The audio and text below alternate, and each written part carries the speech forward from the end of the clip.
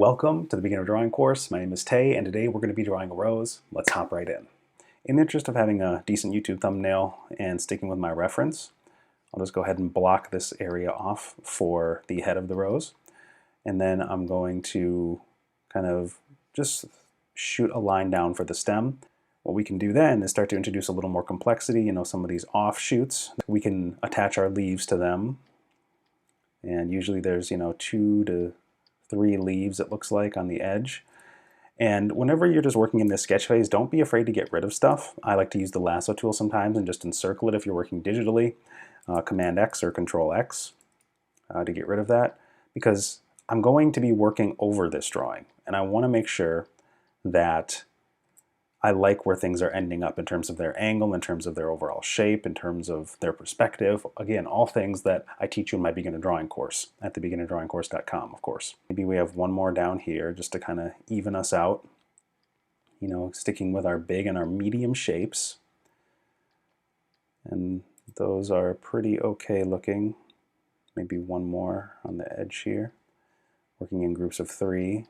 And these still aren't obviously perfect, they're just what I'm going to use to lay it in. And now I'm going to have some of the ones that come out from underneath the rose, some of the ones that surround it. So there are those leaves, and now we can start to subdivide the head of the rose as well. So what we'll do then is start with the biggest shapes, some of these larger petals that are going to be spiraling inward. Now everything from drawing to making music, to writing books, to engineering and architecting buildings is all about pattern recognition. And what we want to be looking for as we're working here are patterns we can discern, or patterns we can recognize in order to understand what's going on by seeing what is repeated and how it's repeating. You can do this by looking at the proportions, which are very good for understanding how the size of one thing relates to another thing. For example, the size of the head of the rose versus how long the body is, or the size of a leaf next to another leaf. That's one way of measuring or looking at the patterns. Just having some data to compare and contrast things is really helpful. And data is often based off of measurement of some sort. And proportions are a good way of doing that. You don't have to be using a unit per se, like inches or what have you. You can just see how large or small something is next to another thing. So again, we're kind of spiraling inward here, just breaking up this larger shape with these lines. Now you can see we're kind of having those unfolding petals here, and we'll just start to adjust some of our contours to look a little more realistic. And we have the base of what we want now. I'll duplicate it so it's a little darker and you can see it. The base of what we want means that, some of these lines are running into each other. They're not perfect. We don't always have to have perfect lines that are going to line up in every capacity and touch each other just right in every instance. This is more of a sketchy approach to kind of understand the petals and the unfolding and the twisting. So you remember we just kind of started with these big shapes and we shot lines out to mark where we're going to work. And after that, we can then lower the opacity on this, which just means it's going to be harder to see. And we can switch to a different color and a darker color and start to go over it. All right, so this is Editor Tay. We're going over the rose now. This is just going to be about another minute. Basically what you see me doing is just going in and flipping the canvas a bunch back and forth, which is I have hotkeyed to Command H. You can do that in Procreate. You can do it with all these other art programs that you like. You just got to find the option for it. And what I'm doing is I'm being very picky about my lines now, going in, erasing, flipping the canvas, just seeing if things line up right. I talk a lot more about line art in my beginner drawing course, but if you're tracing things carefully and you're working whether traditionally or digitally, you'll have a much better time just drawing it the second time because you've already drawn it once. Now it's just about making everything a little cleaner, a little nicer. Things just are hard to assess the first time around, but once you're doing it again and you kind of know where the lines are going to go, you can work with a lot more certainty. And if you're not super certain, you can just erase the line and try again, at least digitally. If you're working with fine liners, obviously you have to develop a lot more precision, but that's just easier if you're working traditionally versus digitally, at least for me. So this is pretty much been the time-lapse portion. Let's talk about getting the colors in and just wrapping this one up. So as you can see, the line art phase is done, and we pretty much have drawn the rose now. Let's add some quick color and call it a day. And how I like to add color is typically if I have nice or decent looking line art, I'll go below that line art. I'll pick a rosy color here, and I like to use the lasso tool.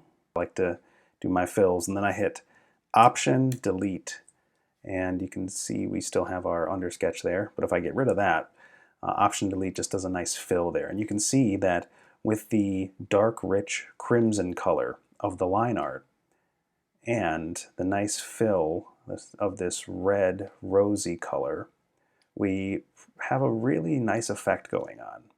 And you know, we miss some spots, you can just go in and touch those up real quick. And then we'll just fill in the stem now. All right, so now that that's done, what we can do is add some very quick shading by just going above both of these layers. And I like to use multiply and pick either a warm or cool tone, kind of a middle value here. So in the middle of our hue cube, you can go ahead and start to lay in some areas where you know you want a light source to come from. And in this case, you can see the light source is going to be coming from this direction, so the shadows are going to fall here based on where light isn't hitting. And if I hold plus, I can just keep on making these little selections, and then I'll just go ahead and fill those in. And it's a little bit dark, so we can just pull the opacity down and use the same color. And now you see we're shading, just like that. It's pretty easy to just go in and make these shapes where the overlap of the form of these petals is not going to be getting hit by the light. And that means that everywhere that would be blocked based on our light source is going to either have a cast shadow or a form shadow. Now I explain these things in my beginner drawing course, but all you really need to know is that a cast shadow is a place where the object is blocking the light, and a form shadow is where the form is turning away from the light. And so it's also still going to be in shadow, but nothing is necessarily blocking the light from reaching it. Now I've done this a lot, so you can see it's pretty easy for me to pick out these little shadow areas and just keep filling them in. And it adds a lot of depth and dimension the more that we are able to go through this step. And I'll just speed up the video now so you don't get too bored with this part. And voila, we have our shaded rose. The last thing we can do if we want to have a little fun with it is just change the background color, give it a little more pop, you know. And you can go to adjustments and hue saturation to just pick a color you like, you know, something that will help it kind of come off the page a little bit. So we're not looking at a pure white canvas, and this blue looks kind of nice, so I think we will just stick with that. All right, thanks for watching. Again, this is Tay with thebeginnerdrawingcourse.com. You can feel free to go to the free lessons tab on the site and sign up for free drawing lessons where I teach you basics that let you draw a rose or anything else you can imagine. Thanks for watching. Feel free to do all the fun YouTube stuff with the like, subscribe, all that jazz. And I'll see you in the next video. Take care and happy drawing.